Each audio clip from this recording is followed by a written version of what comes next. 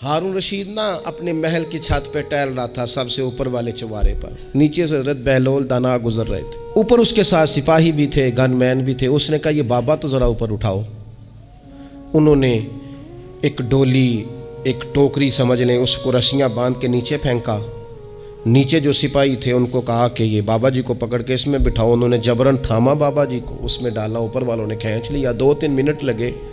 ہارون رشید کے سامنے حضرت بہلول دانا پہنچ گئے تو تھوڑے ناراض بھی ہوئے کہ یہ کوئی طریقہ تو نہیں نا بلانے کا۔ ملاقات ہوئی تو کہا کیوں بلایا؟ کہنے لگا ایک مسئلہ پوچھنا تھا۔ فرمانے لگے بادشاہ ہے نا، تیرے مسئلے پوچھنے کا بھی اپنا ہی انداز ہے، پوچھ مسئلہ۔ کہنے لگا بابا پوچھنا تھا کہ آپ اللہ تک کیسے پہنچے؟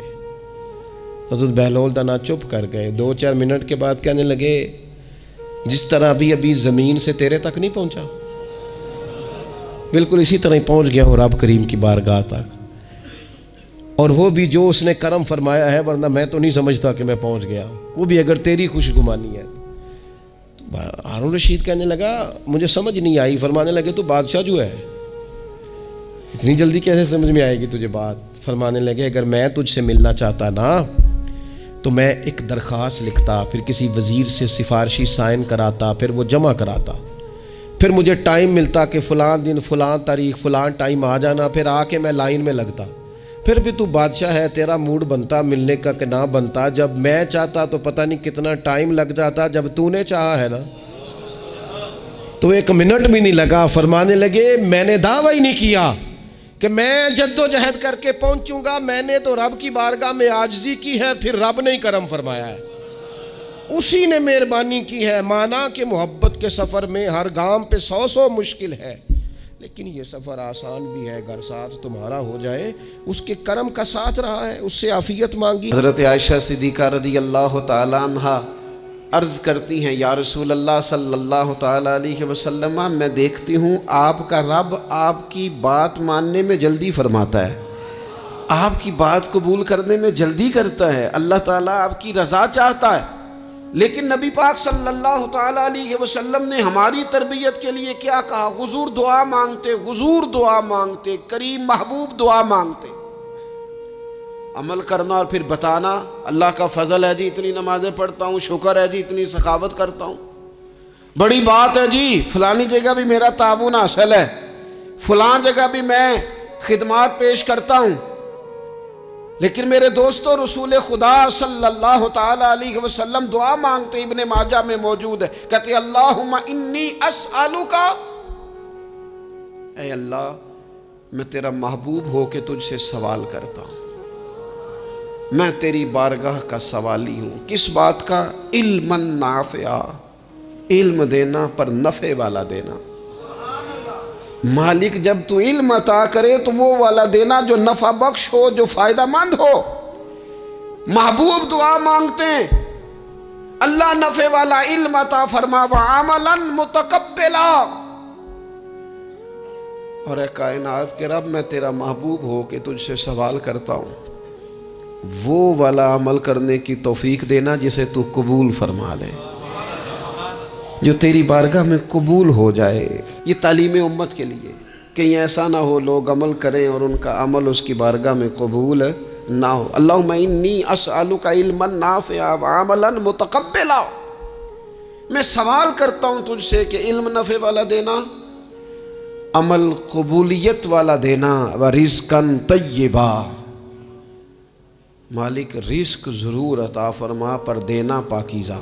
ہمارے ہاں لوگوں نے بہت بڑا لمبا چوڑا دنیا کا تصور بنا لیا، کار جہاں دراز ہے، لمبا تصور، دنیا داری کے لیے لمبی منصوبہ بندی، دور دور تک میں نے یہ کرنا ہے، پھر میں نے یہ کرنا ہے، پھر اس کے بعد انشاءاللہ یہ کر دینا۔ یہ تو آپ نے 300 سال کی پلاننگ بتا دی ہے، یہ تو 300 سال کی پلاننگ بتائی۔ کیا بتائیں تجھے اے باپ، کیا کارہائے نمایاں کر گئے، بی اے کیا، نوکر ہوئے، پینشن ملی، پھر مر گئے۔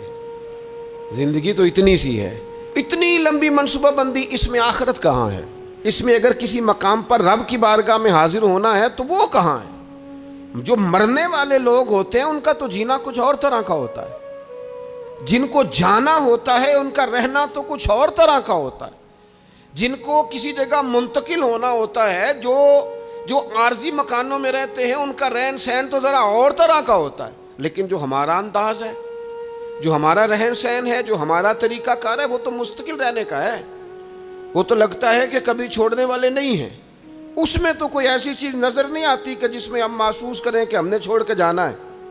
لیکن نبی پاک علیہ السلام نے جس دنیا کو ہم بہت بڑی دنیا سمجھتے ہیں، حضور نے اس کی مثال کیا دی؟ صحیح مسلم کی حدیث ہے، دیکھیں کتنا کھول کر اور کتنا آسان کر کے رسول پاک ہمیں بات سمجھاتے ہیں۔ دنیا کیا ہے، آخرت کیا ہے، یہ والی زندگی کیا ہے، آخرت کی زندگی کیا، بالکل کھول کر واضح کر کے نبی پاک علیہ الصلوۃ والسلام فرمانے لگے دنیا اور آخرت کی مثال اس طرح ہے جس طرح دریا بہہ رہا ہو اور کوئی آدمی اس میں انگلی ڈبوئے، جتنا پانی اس کی انگلی کو لگ گیا یہ دنیا ہے، اور جو باقی ٹھاٹھے مارتا دریا پیچھے ہے، سمندر پیچھے ہے، وہ سارا آخرت ہے۔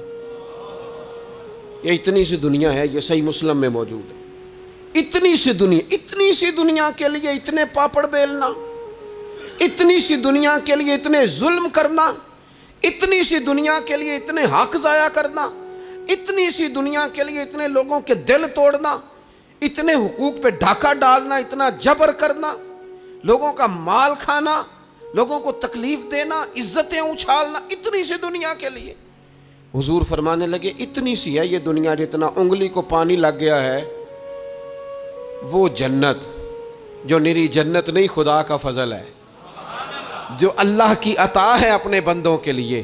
میرے کریم فرمانے لگے اس جنت میں وہ نعمتیں ہیں نہ کسی آنکھ نے دیکھی، نہ کسی کان نے سنی، نہ تمہارے دل پر کبھی خیال ہی گزرا ہوگا کہ ہمارا رب ہمیں یہ جی عطا فرمانے والا ہے۔ ہماری تیاری کیا ہے اگر اچانک جانے پڑے اس کی بارگاہ میں؟ کیا تیاری؟ روز دیکھ رہے ہیں نا، کچھ لوگ روڈ پہ چڑھے تھے پہنچ نہیں سکے، ہاسپٹل گئے تھے پہنچ نہیں سکے، کچھ لوگ کسی فیلڈ میں کام کر رہے تھے ڈگری نہیں مل سکی، جا ہی نہیں سکے، وقت آ گیا۔ تو اگر وہ ٹائم آ جاتا ہے اس کی بارگاہ میں حاضر ہونا پڑ جاتا ہے، تیاری کیا ہے؟ نبی پاک علیہ الصلوۃ والسلام گھر کے اندر اپنے گھر والوں کی تربیت کے لیے اور تعلیم امت کے لیے ایک دعا مانگتے تھے۔ حضرت عائشہ صدیقہ کہتی ہیں حضور دعا مانگتے تھے، مشکات میں موجود ہے۔ کیا دعا تھی؟ اللہم حاسبنی حسابا یسیرا، اے اللہ ذرا حساب آسان کر کے لینا۔ یہ حضور تعلیم امت کے لیے دعا مانگتے، اللہ حساب ذرا آسان کر کے لیجیے، مالک کرم فرمانا۔ تو حضرت عائشہ صدیقہ رضی اللہ تعالیٰ عنہ ارشاد فرماتی ہیں میں نے عرض کیا یا رسول اللہ صلی اللہ تعالیٰ علیہ وسلم یہ آسان حساب کا کیا مطلب ہے؟ تو حضور فرمانے لگے عائشہ آسان حساب کا مطلب یہ ہے کہ رب کریم بندے کے نامہ اعمال پر نظر ڈالے گا اور پھر اللہ تبارک و تعالیٰ اس سے درگزر فرما دے گا۔ یہ آسان حساب ہے، پتہ مالک کو ہے اس نے کیا کیا ہے، پر کریم ہے نا۔ عدل کریں تے تھر تھر کمبن، اچیاں شانہ والے تے جے فضل کریں تے پھر بخشے جامن میرے جے منہ کالے، نظر کرے گا پھر معاف فرما دے گا۔ اور حضور فرماتے عائشہ یاد رکھو جس سے اس نے حساب لیا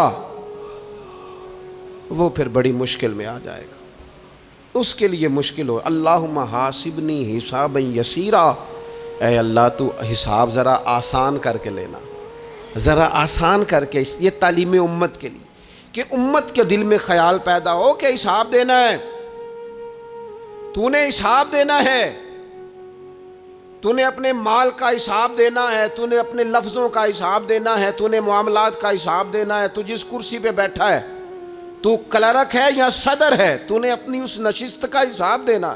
تو استاد ہے یا پیر طریقت ہے، تو مؤذن ہے یا خطیب ہے، تو جو بھی ہے تو نے حساب دینا ہے۔ تجھے تیرے منصب کے بارے میں پوچھا جائے گا، تجھے تیرے عہدے کے بارے میں پوچھا جائے گا، تجھے اپنی ذمہ داریوں کے بارے میں حساب دینا۔ حضرت خواجہ معین الدین صاحب چشتی رحمۃ اللہ علیہ نا، خواجہ قطب الدین صاحب بختیار کاکی رحمۃ اللہ علیہ سے ملنے کے لیے یہاں آئے دلی میں، اپنے مرید سے ملنے۔ سب لوگوں سے ملاقات ہوئی تو ایک شخصیت ایسی تھی جن سے خواجہ صاحب کا خیال تھا ملاقات ہوگی لیکن ملاقات نہ ہو سکی۔ خواجہ صاحب خود ملنے چلے گئے، وہ بھی کوئی دینی تعارف رکھتے تھے۔ آپ نے فرمایا ملنے کیوں نہیں آئے؟ وہ کہنے لگے کیسے ملنے آتا، یہاں میرا بڑا रोब था, मुझे लोग जानते थे, लेकिन आपने कुतुबुद्दीन को यहाँ बिठा दिया है, सब लोगों की तवज्जो ही उनकी तरफ हो गई है, तो मैं कैसे मिलने आता। ख्वाजा मोइनुद्दीन साहब रहमतुल्लाह अलैह ख्वाजा कुतुब साहब से फरमाने लगे, बेटे किसी का दिल तोड़ के काम नहीं किया जाता दीन का, तू सामान बांध चले, तू मेरे साथ अजमेर चल, दिल्ली रहना ही नहीं। उन्होंने कहा हुजूर जो हुक्म हो। उन्होंने सारा सामान समेटा, ऊँटों पे रखा, रवानगी होने लगी। जब दिल्ली से बाहर निकले ना शहर से, तो सारा शहर उमड़ आया। हच्चा के बादशाह वक्त भी मिन्नतें कर रहा है, लोग रो रहे हैं, हुजूर ख्वाजा कुतुब को ना लेके जाना। इस शख्स के दर्द ने पूरे शहर को दर्द वाला बना दिया। इसकी तहज्जुद के वक़्त की दुआओं ने बड़े लोगों को मुसल्ले पे खड़ा कर दिया। इस शख्स का अल्लाह पर भरोसा बड़े लोगों के ईमान को तक़वियत देता है। हुजूर मेहरबानी करें न लेके जाएं। इतने सारे लोग रोने लगे और रंग और हो गया। तो हज़रत ख्वाजा मोइनुद्दीन साहब फरमाने लगे, पुत्र सामान उतारो, मुसल्ला बिछाओ, दिल्ली में रहना है। ये भी एक पैगाम है, इसे भी आपने याद रखना है। ख्वाजा कुतुबुद्दीन साहब कहने लगे, हुजूर आपने फरमाया था किसी का दिल तोड़ के नहीं रहना। फरमाने लगे, इतने सारे लोगों का दिल टूटने से बचाते बचाते किसी एक का टूट भी जाए तो खैर है। अब किसी एक का दिल बचाते सारी दुनिया का दिल तोड़ दें, अल्लाह करे आपको इस बात की भी समझ आए। हम ना बाज़-औक़ात किसी एक का दिल बचाते, एक का, सिर्फ अपना घर बचाते सारी दुनिया तोड़ने लगे हो। सिर्फ एक शख्स की रज़ा की खातर सारी दुनिया को तोड़ दोगे। ऐसा ना करना अपनी जिंदगी में। ये मत देखना कि किसी एक दो तीन बंदों के नफ़े के लिए उम्मत का, कौम का, मिल्लत का नुकसान कर दो। ये काम कभी ना करना। ज़ाती मुफादात को हमेशा छोड़ के कौमी, दीनी और मिल्ली मुफादात को मुकद्दम रखना। जो लोग कौमी मुफादात की बात करते हैं ना, वो लोग दुनिया के अंदर खैर बांटा करते हैं। लेकिन हम इक्का दुक्का चंद एक लोगों की खुशनुदी के लिए पूरी मिल्लतों को तबाह करते हैं।